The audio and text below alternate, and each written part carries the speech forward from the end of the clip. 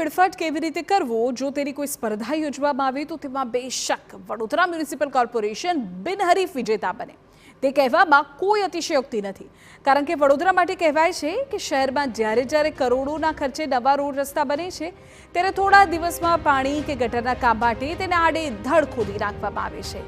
મનપા તંત્રની આ અણઆવડતના કારણે જ વડોદરાને ખાડોદરાનું ઉપનામ પણ મળી ચૂક્યું છે।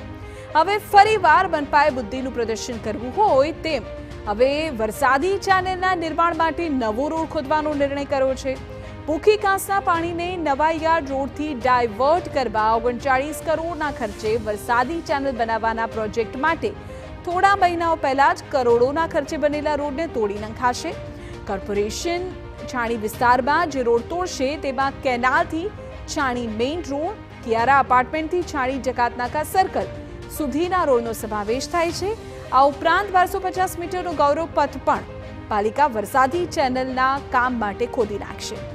વરસાદી ચેનલ બનાવી ભૂખી કાંસના પાણી ડાયવર્ટ કરવાના નિર્ણયને વિપક્ષે પણ વખોડ્યો છે। કુદરતી જે રિવર છે એને ડાયવર્ટ કરવાની સત્તાને જરૂર શહેરની મધ્યમાં તો કઈ રીતના થઈ શકે? જે ગેરકાયદેસર દબાણ કરી ખોટી બાંધકામ પરવાનગીઓ આપીને ભ્રષ્ટાચાર થયો છે એ ભ્રષ્ટાચાર દૂર કરી અને એટલો જ પોર્શન ખોલવાની જરૂર છે અને એ કરવા માટે કોર્પોરેશનને ઝાઝો ખર્ચો નથી કરવો પડતો, પણ એની જગ્યાએ 46 કરોડના ખર્ચે જે 4 કિલોમીટર નદીને રીરૂટ કરવાની વાત છે એનો સામાન્ય નાગરિક તમામ નાગરિકો અહીંયાના વિસ્તારના વિરોધ કરી રહ્યા છે। મહાનગરપાલિકા જે 4 રસ્તાને ખોદવા જઈ રહી છે તે રોડ પાછલા 3 વર્ષમાં જ બન્યા છે અને તેની પાછળ 33 કરોડ રૂપિયા ખર્ચા છે। સવાલ એ છે કે આ નુકસાન કોણ ભોગવશે? શું પ્રજાના ટેક્સના રૂપિયા આવી રીતે જ વેડફાતા રહેશે? રોડ ખોદીને વરસાદી ચેનલ બનાવવાનું કામ કરનાર અધિકારીનું કહેવું છે કે ગત જુલાઈ-ઓગસ્ટમાં આવેલા પૂર બાદ નવલાવાલા કમિટીએ વિશ્વામિત્રી પ્રોજેક્ટનો જે રિપોર્ટ રજૂ કર્યો તેમાં ભૂખી કાંસને ડાયવર્ટ કરવાનું સૂચન કરવામાં આવ્યું છે, જેથી રોડ તો ક્યારના તૈયાર થઈ ગયા છે પણ તે રિપોર્ટ 2 મહિના પહેલા જ રજૂ કરાયો છે, જેથી વરસાદી ચેનલ બનાવવામાં હવે રોડ તોડવા સિવાય બીજો કોઈ વિકલ્પ નથી।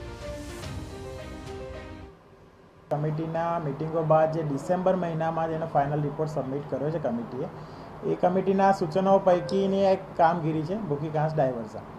એ કામગીરીના સૂચન મુજબ આ કામગીરી આપણે હાથ ધરેલ અને ટેન્ડરિંગ પ્રક્રિયા પૂર્ણ કરીને એને કામગીરી સોંપવામાં આવેલ છે। કામગીરી ટૂંક સમયમાં શરૂ થશે અને જે રોડ ઉપરથી જે કામગીરી થશે એની રોડની સાઈડમાં કામગીરી થશે અને જે ભાગમાં રોડ તોડવાની જરૂરિયાત થશે ત્યાં આ કોન્ટ્રાક્ટરના દ્વારા જ રોડ નવીન બનાવવામાં આવશે। એ સ્પેસિફિકેશન મુજબ તમામ આઇટમોનો આપણે સમાવેશ ઓલરેડી કરી લીધો છે કામમાં અને એ જ રોડના લેવલને મેચ કરીને રોડની કામગીરી પણ કરવામાં આવશે।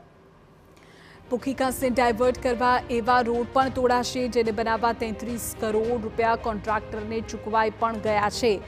હવે ફરીથી આ રોડ તોડાશે અને કામગીરી પૂરી થયા બાદ ફરીથી કોન્ટ્રાક્ટરને આ જ રોડ બનાવવાના કરોડોના કોન્ટ્રાક્ટ અપાશે। તેવામાં ઇજારદારોના ઘી કેળા થઈ પડશે તે નક્કી છે। વર્ષ 2024નું પૂર વડોદરા શહેરને હચમચાવી નાખ્યું હતું। ત્યારબાદ નવલાવાલાની અધ્યક્ષતામાં એક કમિટી બની જેમના દ્વારા વડોદરા શહેરમાંથી પસાર થતી વિશ્વામિત્રીને ઊંડી અને પહોળી કરવાનું સૂચન કરાયું। સાથે જ તમામ કાંસોની સફાઈ અને તેના માટેની કામગીરી પણ સૂચન કરવામાં આવી। હવે વડોદરા મહાનગરપાલિકા દ્વારા ભૂખી કાંસને ડાયવર્ટ કરવાનું આયોજન કરવામાં આવ્યું, તેના પર કામગીરી શરૂ કરવામાં આવી। 34 કરોડના ખર્ચે બનેલા નવા રસ્તાઓને તોડી ભૂખી કાંસ ડાયવર્ટ કરશે। વિપક્ષનું માનવું છે કે આ કામગીરી થકી ફક્ત 1 કે 2 ફૂટ પાણી ભરાવો ઓછો થશે, વધારે કોઈ ફરક નહીં પડે। જ્યારે તંત્ર દ્વારા કામગીરી કરવામાં આવે છે, 1 વર્ષ પહેલા જ રોડ બનાવેલા છે જેને તોડવામાં આવી રહ્યા છે। કોન્ટ્રાક્ટરો પાસેથી જ આ કામગીરીને ફરીથી રોડ બનાવવામાં આવશે તેવી વાત કરે છે, પરંતુ તેની ગુણવત્તા જળવાશે કે નહીં એ અહીંયા મોટો સવાલ ઊભો થઈ રહ્યો છે। કેમેરા પર્સન રોહિત ગોયલ સાથે અંજલિ ઓઝા, TV9 વડોદરા।